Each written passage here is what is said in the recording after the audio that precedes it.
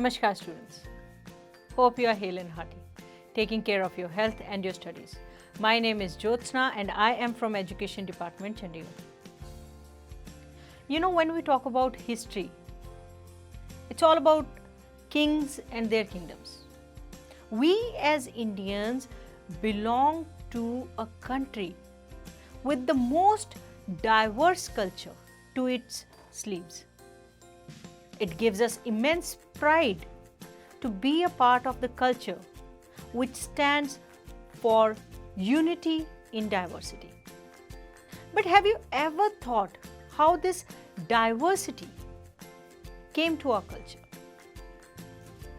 A lot of contribution for this diverse culture goes to Delhi Sultanate. From Tomars in 736 to the last Mughal, Bahadur Shah Zafar in 1857. The story of Delhi and its throne is marvelous. These approximate 1100 years brought variety of rulers to the throne. You know, it is always important for a country to assess the changing, the transition period of any regime or rule. For Mughals, who ruled the country for around 200 years, the transition period was very, very important. After Aurangzeb, things didn't actually work in their favor. And in 1857, it finally collapsed. In today's session, we will particularly take into consideration the factors which were going around in 18th century when it all started with the Mughal Empire.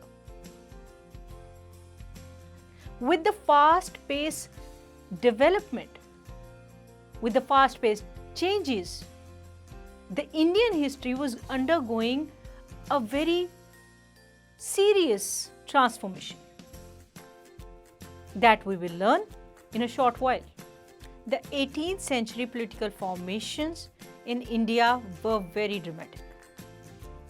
The first half of 18th century witnessed Mughal Empire dwindling with the emergence of independent kingdoms. And the second half of 18th century saw the strength of Britishers in the eastern India. Today's session will revolve around this only, wherein we are going to take up chapter number 10 of grade 7 book Our Past Part 2. The name of the chapter is the 18th Century Political Formations.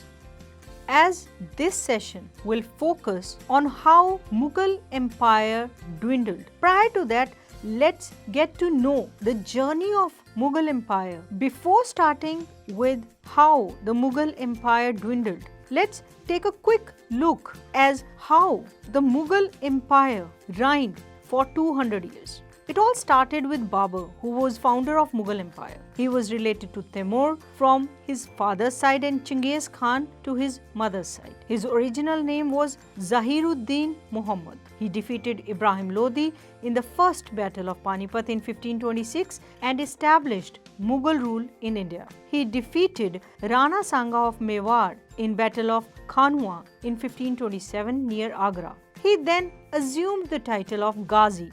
Babur also defeated the Afghans in battle of Gogra in Bihar. Babur wrote his memoirs in Tuzke Babri in Turki language, describing the flora and fauna of India. After Babur came Humayun. He was the eldest son of Babur and ascended the throne in 1530.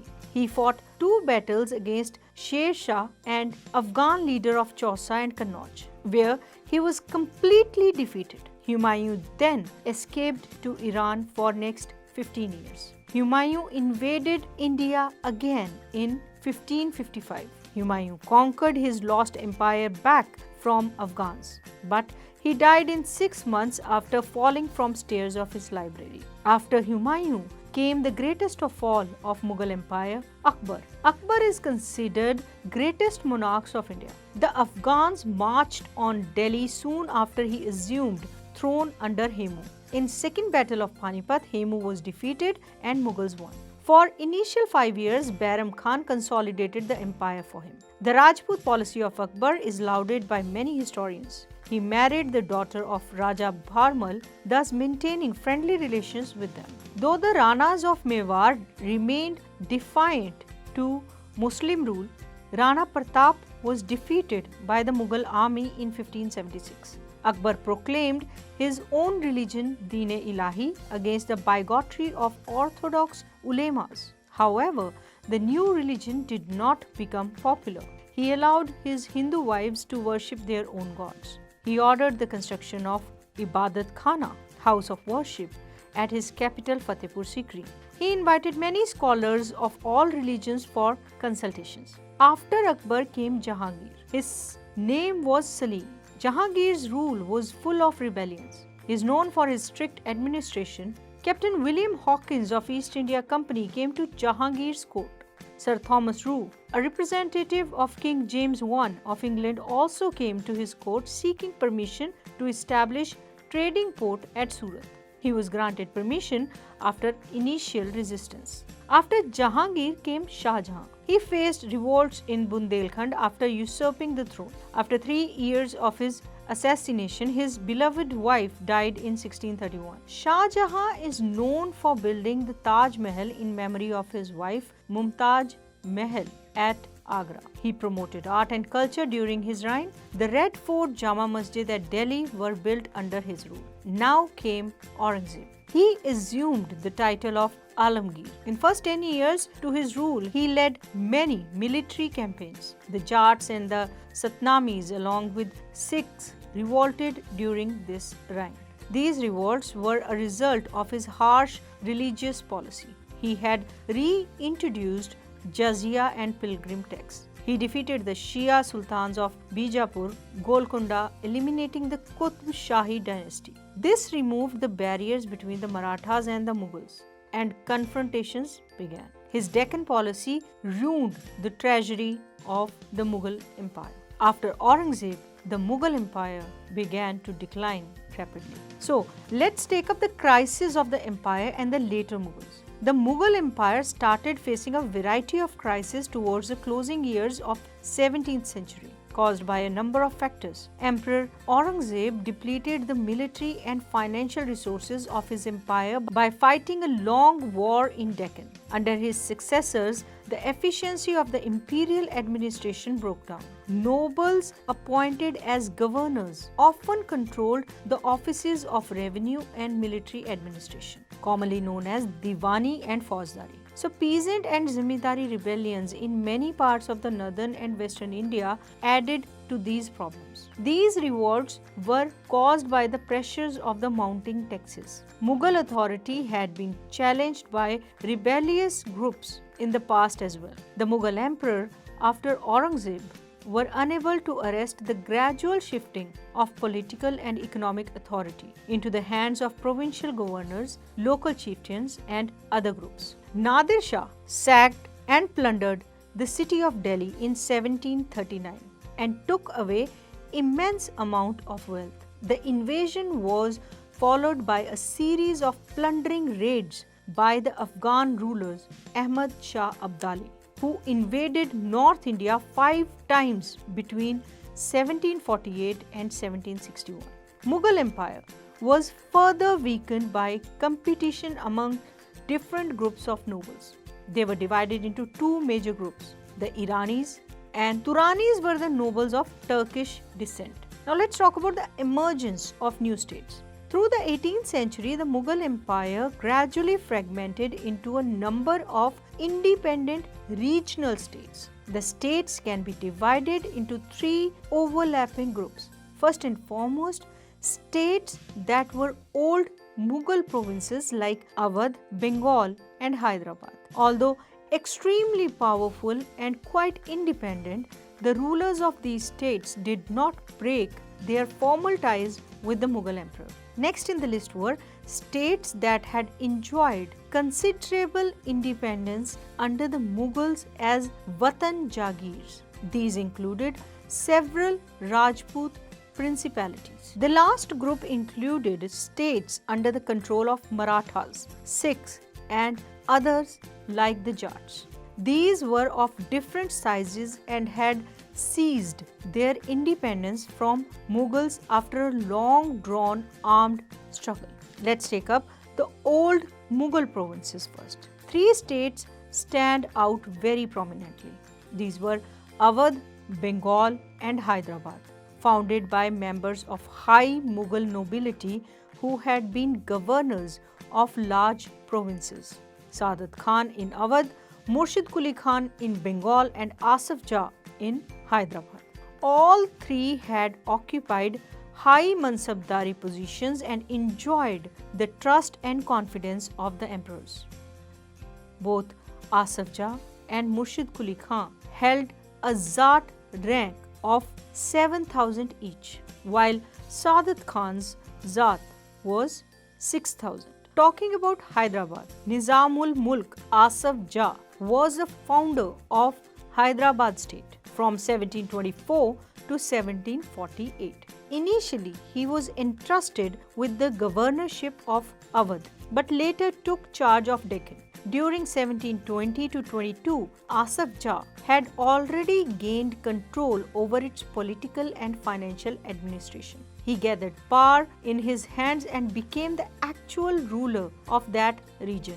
Asaf Jah brought skilled soldiers and administrators and appointed mansabdars and granted jagirs. The Mughal emperor merely confirmed the decisions already taken by the Nizamul Mulk Asaf Jah. The state of Hyderabad was constantly engaged in a struggle against the Marathas to the west and with independent Telugu warrior chiefs called Nayakas of the plateau. His ambition to control the rich textile producing areas of Coromandel coast in the east were checked by the British. From Hyderabad, let's move to Awadh. In 1722, Burhan-ul-Mulk Saadat Khan was appointed Subadar of Awadh and founded a state. Awadh was a prosperous region, controlling the rich alluvial Ganga plain and main trade route between North India and Bengal. He was responsible for managing the political, financial, and military affairs of province of Awadh. Burhan-ul-Mulk tried to decrease Mughal influence in the Awadh region by reducing the number of office holders known as Jagirdars appointed by the Mughals. He also reduced the size of Jagirs and appointed his own loyal servants to vacant positions. The accounts of Jagirdars were checked and the revenues of all districts were reassessed by the officials appointed by the Nawab's court. The state depended on local bankers and Mahajans for loans. It sold the right to collect tax to the highest bidders. These revenue farmers, called Ijardars, agreed to pay the state a fixed sum of money. Local bankers guaranteed the payment of this contracted amount to the state. In turn, the revenue farmers were given considerable freedom in the assessment and collection of taxes. From Awadh, let's focus on Bengal. So, Bengal broke away from Mughal control under Murshid Quli Khan, who was appointed as the Naib and the deputy to the governor of the province. Murshid Quli Khan seized all the power that went with that office. He transferred all Mughal Jagirdars to Odisha and ordered a major reassessment of the revenues of Bengal. Revenue was collected in cash with great strictness from all zamindars. The formation of a regional state in 18th century Bengal therefore led to considerable change amongst the zamindars. The close connection between the state and the bankers was evident in Bengal under the rule of Ali Vardi Khan from 1740 to 1756. There were three common features amongst these states. First, though many of the larger states were established by erstwhile Mughal nobles, they were highly suspicious of some of the administrative systems that they had inherited. Second, their method of tax collection differed. The practice of ijardari spread all over India in 18th century. Third, common feature in all these regional states was their emerging relationship with rich bankers and merchants. From here, let's move on to the Watan Jagirs of Rajputs. Many Rajput kings had served under the Mughals with distinction. In exchange, they were permitted to enjoy considerable autonomy in their Watan Jagirs. These influential Rajput families claimed the Subadari of rich provinces of Gujarat and Malwa. Raja Ajit Singh of Jodhpur held the governorship of Gujarat, and Savai Raja Jai Singh of Amber was governor of Malwa. These offices were renewed by Emperor Jahandar Shah in 1730. Nagaur was conquered and annexed to the house of Jodhpur, while Amber seized large portions of Bundi. Savai Raja Jai Singh founded his new capital at Jaipur and was given the Subadari of Agra in 1722. Maratha campaigns into Rajasthan from the 1740s put severe pressure on these principalities and checked their further expansion. Now, let's talk about how the independence was seized. About seizing the independence, let's begin with the Sikhs. During the 17th century, Sikhs helped in regional state building in Punjab. Several battles were fought by Guru Gobind Singh against the Rajput and Mughal rulers, both before and after the institution of Khalsa in 1699.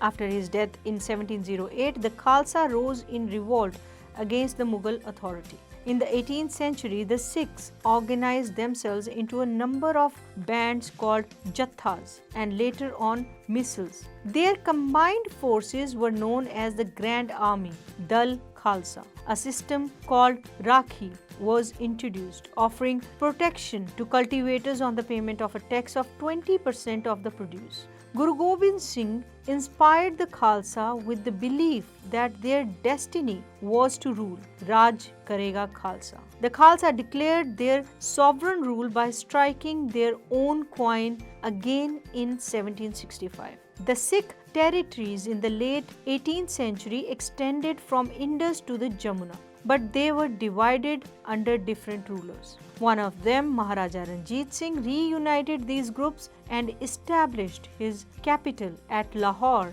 in 1799. From Sikhs, let's move on to the Marathas. The Maratha kingdom was a powerful regional kingdom. Shivaji, from 1627 to 1680, carved out a stable kingdom with the support of a powerful warrior families known as Deshmukhs. Peasant pastoralists were the backbone of the Maratha army. After Shivaji's death, effective power in the Maratha state was wielded by a family of Chitpavan Brahmanas who served Shivaji's successors as Peshwa or principal minister. Pune became the capital of Maratha kingdom. Under the Peshwas, the Marathas developed a very successful military organization. Between 1720 and 1761, the Maratha Empire expanded. Malwa and Gujarat were seized from the Mughals by the 1720s. By the 1730s, the Maratha king was recognized as the overlord of the entire Deccan Peninsula. He possessed the right to levy Chauth and Sardeshmukhi in the entire region. In 1739, Delhi was conquered by Marathas and it expanded rapidly into Rajasthan and the Punjab in the north, into Bengal and Orissa in the east, and into Karnataka and the Tamil and Telugu countries in the south. Expansion brought enormous resources. These military campaigns also made other rulers hostile towards the Marathas. As a result, they were not inclined to support the Marathas during the Third Battle of Panipat in 1761. The Marathas developed an effective administrative system. Revenue demands were introduced, taking local condition into account. Agriculture was encouraged and trade revived. Maratha campaigns into Malwa in the 1720s did not challenge the growth and prosperity of the cities in the region. New trade routes emerged within the areas controlled by the Marathas. The silk produced in Chanderi region now found a new outlet in Pune, the Maratha capital. From Marathas, let's shift our focus to the Jats. The Jats consolidated their power during the late 17th and 18th centuries. Under their leader, Churaman, they acquired control over territories situated to the west of the city of Delhi. And by the 1680s, they had begun dominating the region between the two imperial cities of Delhi and Agra. The Jats were prosperous agriculturists. Under Surajmal, the kingdom of Bharatpur emerged as a strong state. The Bharatpur fort was built in a fairly traditional style. At Dig, the Jats built an elaborate garden palace combining styles seen at Amber and Agra. Its buildings were modeled on architectural forms first associated with royalty under Shah Jahan. Let's try to analyze what we have extracted out of today's session. On your screens, you have two different set of words in two different columns. You have to match the columns. So, Sikhs had Jathas. Maratha, Shivaji was the greatest ruler of the Marathas. Jat, Churaman was their leader. Okay, on your screens you have certain statements or questions. Along with that, you have four options. You have to pick the correct option. So let's begin. Who founded the state of Bengal? Saadat Khan, Murshid Quli Khan, Akbar, Shah Jahan. Yes, it was Murshid Quli Khan who had founded the state of Bengal. Awadh depended on dash for loans. Local bankers, Mahajans, both A and B, none of the above. So Awadh depended on both local bankers and Mahajans for loans. So the correct answer is option C, both A and B. The close connection between states and bankers was noticeable in Hyderabad, Bengal, Awadh, or all of the above. Yes, the close connection between state and bankers was noticeable in all the above states. Moving on, the Khalsa was instituted in 1699, 1713, 1761 or 1654. The Khalsa was instituted in 1699. The Grand Army of Sikhs used to meet every year at Punjab, Pune, Amritsar or Delhi. The Grand Army of Sikhs used to meet every year at Amritsar. Okay, let's do some fill in the blanks. Dash sacked and plundered the city of Delhi in 1739. Nadir Shah. Saadat Khan seized agriculturally fertile lands of the Afghans of Rohilkhand. During the reign of Alivardi Khan, the banking house of Jagat Seth became very prosperous. Nagaur was conquered and annexed to the house of Jodhpur. The family of Chitpavan Brahmanas served Shivaji's successors as Peshwa. We, the people of India. That's how our preamble starts. It gives us immense pleasure to be a part of such a diverse yet unifying culture. When we read people like Mark Twain, who consider India as cradle of human race, birthplace of human speech, mother of history, grandmother of legend, and great grandmother of tradition. That is the vision the world carries for our country. So, we have all the right to be proud of our country for being unique yet so great. We'll be back with many more videos. Till then, stay safe, stay healthy, and keep learning. Namaskar.